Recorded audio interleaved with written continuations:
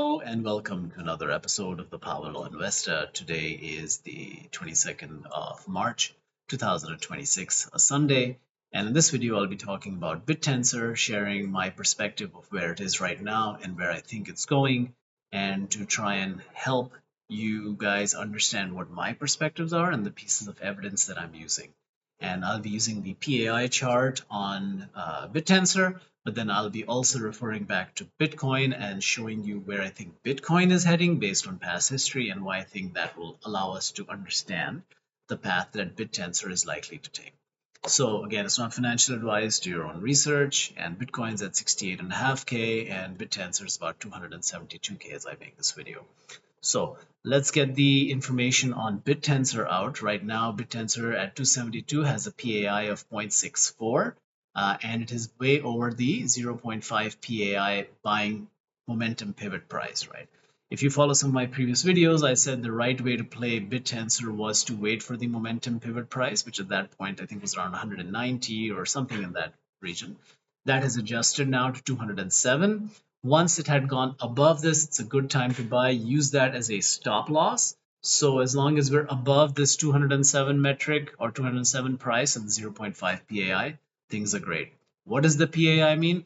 The PAI is a measure of looking at how stretched we are from the trending direction of the underlying asset, right? It's something that I developed because I wanted to try and understand, okay, I have a particular asset.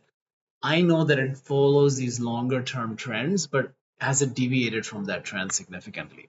And the way it works is that when it's from 0 to 1, the closer it is to 0, the more stretched to the bottom it is, the more ready to snap up it is. 0.5 is the neutral. And as you can see, it's calling the bottoms pretty well, right? Particularly recently. And so the closer it is to 0, the better of a buying opportunity it is. The closer it is to 1, the more cautious you want to be. It's a good opportunity to sell. And again, the colors that are assigned are blue to the bottoms, it's cold, and red to the top where it's hot. And what does 0.644 mean? To give a perspective of what that is, you look at the total amount of time that BitTensor spends in these different buckets. And right now it's in the 0.6 bucket, which means that it spent about maybe 85% of its time at PAIs that are lower than this, and maybe only about 15% of the time at PAIs that are higher than this. This is a cumulative chart over here. So what this is telling us is that, hey, it's in the 85th percentile, which is generally not a good time to start buying, right? You definitely want to buy when it's a little lower. And that's when the PAI metric can really help you when it says, oh, it's coming down or it's near its 0 point, where it spent 5% of its time, that's a great time to buy. But what happens with the PAI that it's will tell you what the local bottom is, but it doesn't tell you anything about the trend, right? Because the trend may adjust. So it can just tell you what the local bottom is relative to the trend, how stretched out it is. And for that reason, we can follow a momentum approach, which is what I've been suggesting, which means that we wait for the price to come back to the neutral value. And once it goes above the neutral value, and the neutral value is 0.5 PAI, then it's a good time to start buying. And if you fall below the PAI of 0.5, then we should sell. And this momentum approach simply means that the market is trending up, and if the market takes off, I'm in a good position to buy, right? And so let me give you an example what that was. So if you look here in September 24, you passed the 0.5 PAI, and then the price really took off, and we rode it all the way to an exit at 542 from starting off at 293, right? So that's a good 66, almost 80%. Yeah, 80%, 300 to 540 to about an 80% increase. And then following this trending idea of buying when it shoots above 0.5 and falls below 0.5, that's when you should sell, is a pretty good way to try and navigate something like BitTensor, because we're not really sure where the market is really trending right now.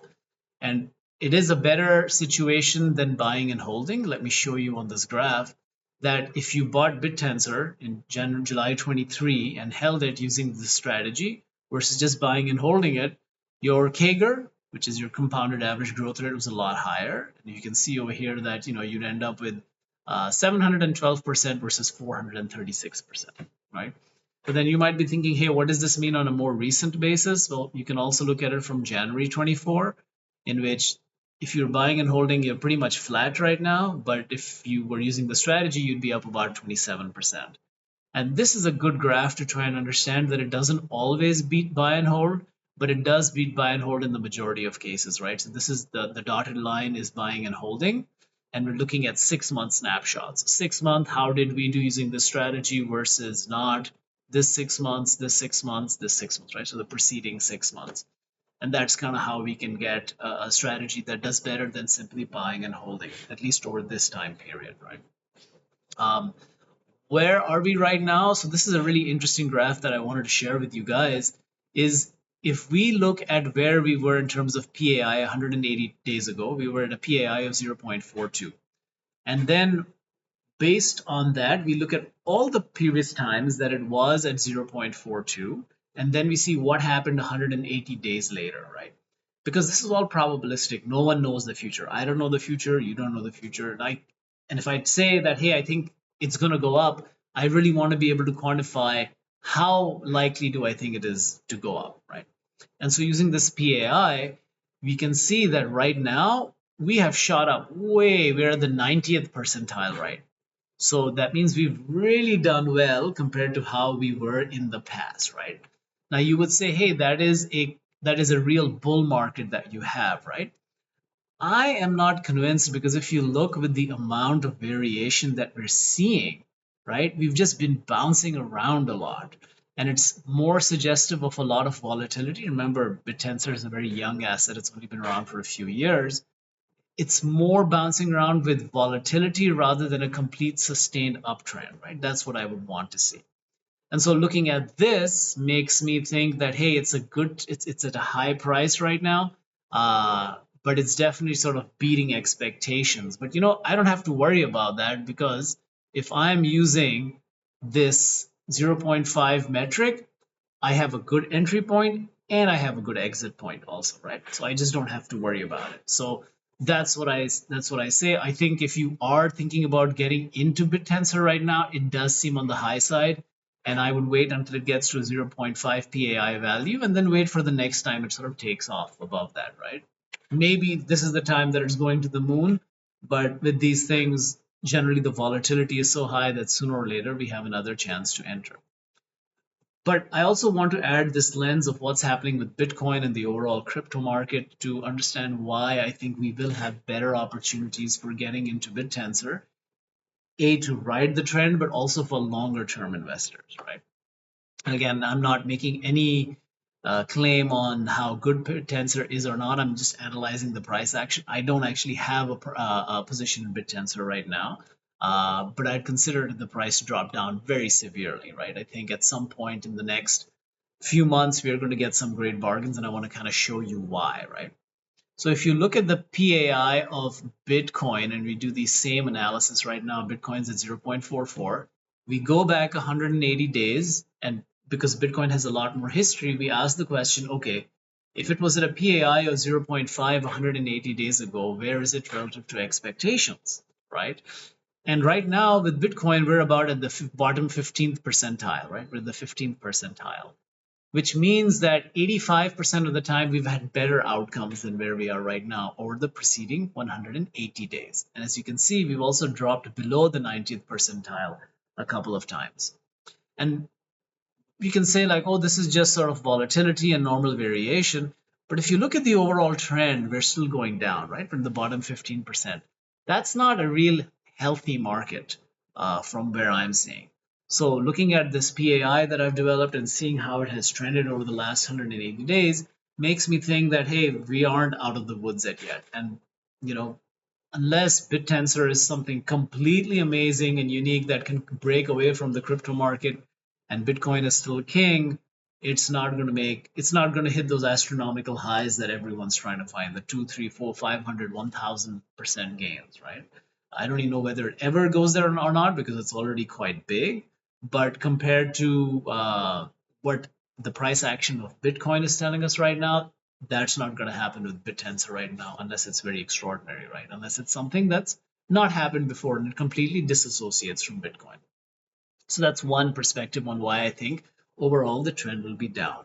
The other perspective, again, from the Bitcoin side is looking at the 50, 100 and 200 week moving averages. Typically, when Bitcoin goes into a bear market, we find that we go through the 50-week moving average in green, the 100-day moving average in yellow, and then we bounce around the 200-week moving average. So we got a wick that wasn't quite at the 200-week, but in the past, in the 22 market, we did see that. Not only did we touch the 200-week moving average, we dropped way below it, right? And then if you look further back in 2018, again, we bounced around this red line, the 200-week moving average, for quite a while, right? So maybe this time is different, but if you do believe that things repeat independently of the 4-year cycle, then this is yet another metric to think about, that, hey, this matters. The third point that I'd like to talk about is the balance price, which is a measure of at what price Bitcoin has been transferred and what's the amount of it's a financial metric that tells us basically, it's a combination of when it has moved around from one place to another and what price people have bought it, what times, etc. So it takes that into account. Why I like it and I think it's interesting is because we generally seem to have the price, which is the black line, go to the balance price or below the balance price within each cycle, right? And again, you might say that, oh, I don't believe in the 4-year cycle. Okay, but either way, generally we end up touching this balance price at some point or the other, right? So here we did this in November 22. And right now the balance price is around 40K and the price that we have for Bitcoin is 68.5, right? So there's a long downside if you believe this analysis also, right? And maybe a fourth perspective that we can share from the PAI side again is, what is the lowest PAI value that we got in the previous cycle, right? And in the cycle before that? Well, if you look at it, the PAI cycle was, we got a value that was about 0.277, right, in 2022. And if you go further back than that, you'll see that it's probably gone down lower than that, but you had a price about 0.295, right?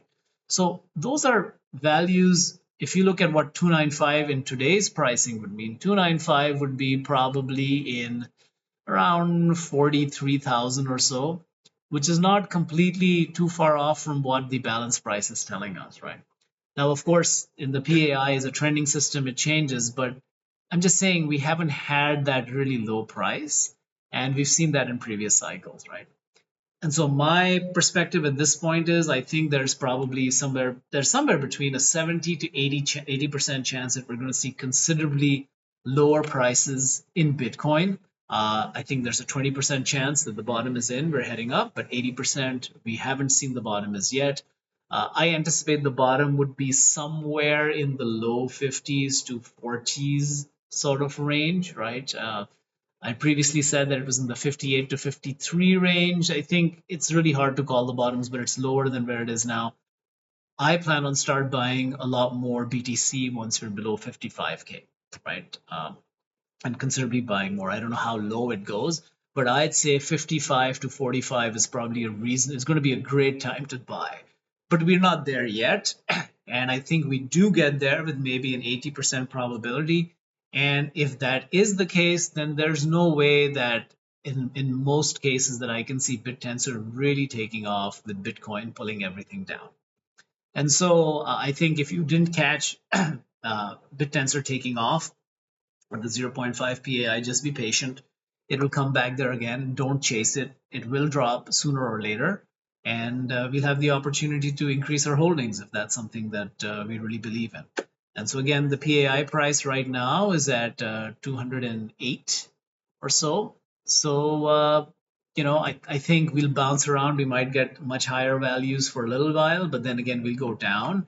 And the great thing is with having the 0.5 PAI, you're able to know when to get in and when to get out. And if you do want to find the latest value of the BitTensor PAI, all you have to do is go to my website and click on the BitTensor PAI, and you'll be able to see the chart over here with the values over here. So last this was updated about a week ago. And I do put out an update every week, and you can help support my work by, of course, liking and subscribing, but also signing up for my website. powerlawinvestor.com. Just hit subscribe and you'll be getting weekly updates by your email.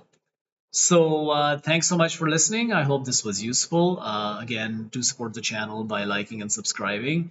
And do sign up for my channel or my newsletter at powerlawinvestor.com. And if you have any questions or comments, please leave them in the comments below.